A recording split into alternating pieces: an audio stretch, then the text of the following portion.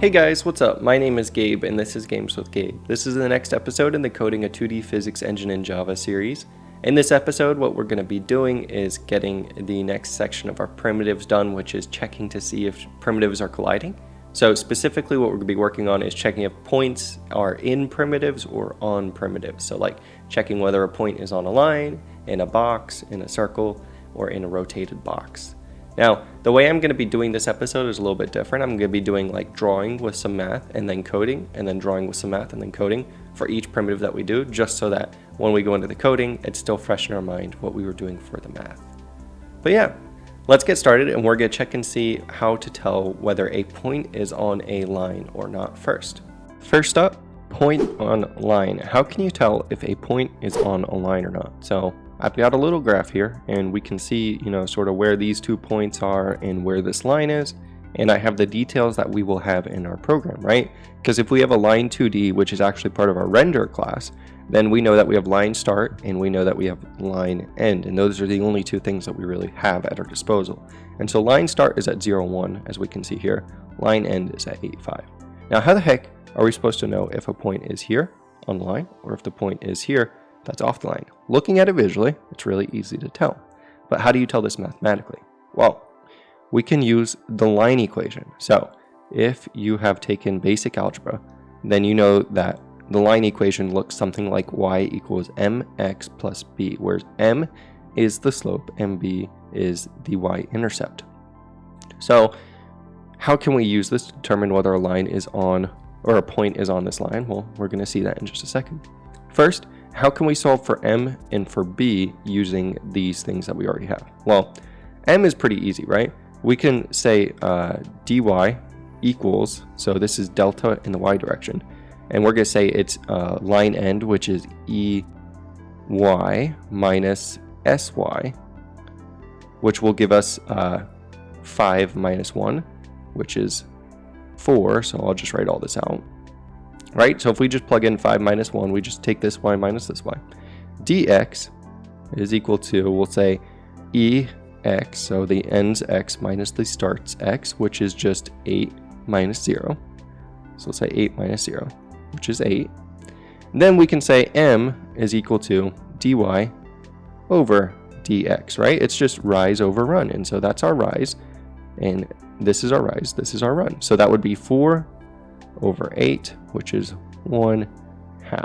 So literally in our code, all we have to do is say get dy, get dx, and then we can get m. How do we get b though? So getting b is actually pretty simple too. All you need is 1 point in the slope, right? So if we just rearrange this equation, we can say b is here. Let's subtract mx over to y side. So we'll say y minus mx equals b. Well, we have a y and we have an x, right? If we just take one of these 2 points, either the end or the start, that gives us 1 y and 1 x. So then we can just say b equals, and I'll plug in the line start, which would be 1 for y minus, and then m times 0, and we know m is 1/2 times 0, which ends up just equaling 1, which we can see over here too visually. 1 is definitely the y-intercept. So now we have everything we need. We can rearrange this equation. Well, we can just write it out. We can say y equals 1/2 x plus 1. This is our line equation, and we solved it using just these variables. So that's good to know. We can solve it using what we have at our disposal. Now, how do we tell if a point's on the line? Well, that's actually pretty easy too. So we have the x and the y for each of these points. Let's just plug in the x for the points into this equation. So if we plug in 2 first, so we're going to test this point. Y equals 1/2 times 2 plus 1, which equals 2 over 2 is 1, plus 1 is 2. And if we look at this y now, well, this y is 3, this y is 2, so this point is not on the line. But if we plug in this x, which is 4, say y equals 1/2 times 4 plus 1 equals 4 over 2 is 2 plus 1 is 3. Well, look at that. This is 3. This is 3. Well, that tells us that this point is on the line. So how did we do that? We just plugged in the x to the equation we got, and then we compared this y to the y of the point, and if the y's are the same, then we know that this point lies on the line. Now, if you were dealing with the line segment, it might be a little bit different because you would have to make sure you cut it off here and here, but we are not. We're just dealing with lines, and this works pretty good. So we'll leave it at this. Let's actually code this real quick, and then we'll move on to the next test. We'll just go into our intersection detector 2D, and inside of here, we're just going to say public static boolean point on line, and we're just going to pass in a vector 2f, which is our point, and we're going to pass in a line 2D, which is our line. And remember, the line 2D comes from our renderer. So if you're following along differently, I'll show you the line 2D real quick. It's really simple. So if I go into my render, line 2D just looks like this. We just have a vector 2f, which is from and to. And these two variables you don't have to worry about for physics. Let's actually create another constructor too. While we're in here, we're going to say vector 2f from and vector 2f to.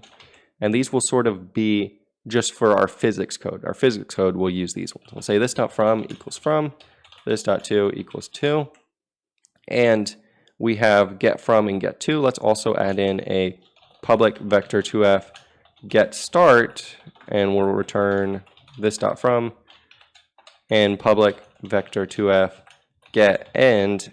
This will return this dot to, just because start and end is a little bit easier to work with than from and to. Okay. So back in here now, we have a point and we have a line. We need dy and dx. So we said float dy equals line.getEnd dot y minus line.getStart dot y. We said float dx equals line.getEnd dot x minus line.getStart dot x. So we have dy dx, and we said float m equals dy over dx. Nice and simple. Then we said that b, the y-intercept, is just y minus mx. So we can just use one of the points. We'll say line.getEnd dot y minus, and then we'll say m times line.getEnd dot x. And that works just fine too. So now we have m, we have b, and we have y equals mx plus b. Now we just need to return whether they are the same. So we'll just say check the line equation. We'll say return point.y equals, and then we will plug in our x to the line equation. So we'll say m times point.x plus b. So we basically just say mx plus b. We plug in the x here and we check and see if it is the points y, and if it is, then that means they are the same. Once again, we're using equality comparison here. I'm going to have a video very soon about why we shouldn't use that for floating point numbers, and then we're going to switch these up. And if you want to change this to say slope and this to say y-intercept so that you know a little bit more clearly what's going on, that's fine too. I actually have it like that in my original code too. Okay, so next one we're going to be doing is public static boolean point in circle. And we're going to say vector 2f point in circle, circle. And if we go ahead and switch back to drawing real quick, we can check out what this looks like. Point in circle may seem like one of the more complicated ones, but it's actually pretty simple. So inside of our circle class, we have the radius, which is 2, and then we have the center, which we can get through the rigid body. So using these two facts, how can we tell if a point is in a circle or outside a circle? And it's actually really simple. If you draw a line from the center to there, and the center to there, which those are two horrible lines, there's something that you can check immediately. We know the circle's radius because we have it, it's 2. The circle's radius goes from here to here, all the way around the circle. So all we have to check is this line, the line from the center of the circle to the point, longer than the radius? So if that line is greater than or equal to the radius, and actually I'm just going to say greater than, then it's not in the circle because it's out here somewhere. Otherwise, if it's less than or equal to, it is in the circle. It's really simple. That's all it is. And we have functions to check with that with our math library really simply. So let's code this real quick. All right, like I said, what we need is we need the center. So we'll say vector 2f circle center equals, and I'm going to say circle dot rigid body. We'll just say get center. And then we'll go into our circle class real quick, and we'll say public vector 2f get center. And once again, we're going to give ourselves a rigid body up here. and we're going to say body equals null for now, and we will fix that whenever we go to create these. But then we'll just say body dot get position, return body dot get position. There we go.